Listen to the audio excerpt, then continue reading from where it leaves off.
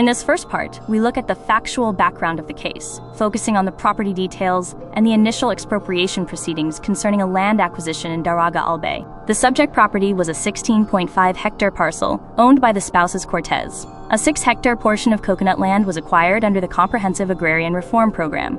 The landowners offered the property voluntarily in early 2000, and Land Bank received the claim folder for valuation on September 27, 2001. Land Bank applied the 1998 DAR formula to calculate the value, leading to a deposit of 106,542 pesos. However, the landowners rejected this offer.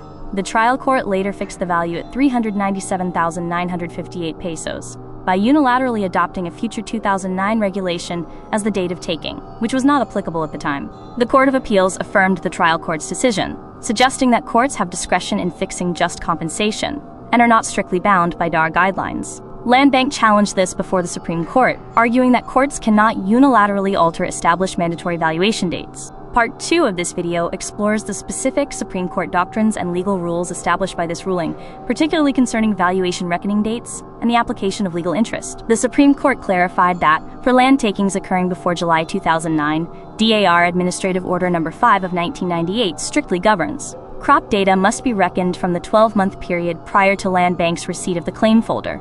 In this case, that fixed reference date was September 27, 2001.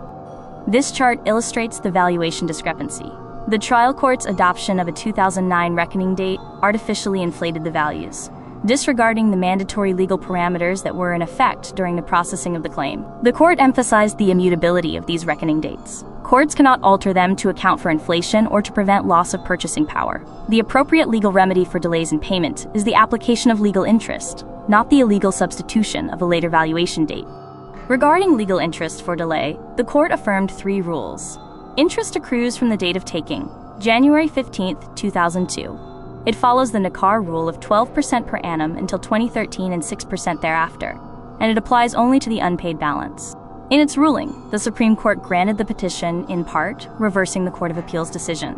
The case was remanded to the trial court to recompute just compensation, strictly applying the 1998 guidelines, based on the correct September 2001 reference date, plus legal interest. To summarize, the core principle reinforced by this case is that courts cannot unilaterally alter mandatory valuation dates. Inflation or delays must be addressed through legal interest, ensuring consistency and adherence to prescribed agrarian reform regulations. This concludes our lecture on the Land Bank of the Philippines versus Spouses Cortez. The images and sources utilized in this video are listed here for your reference.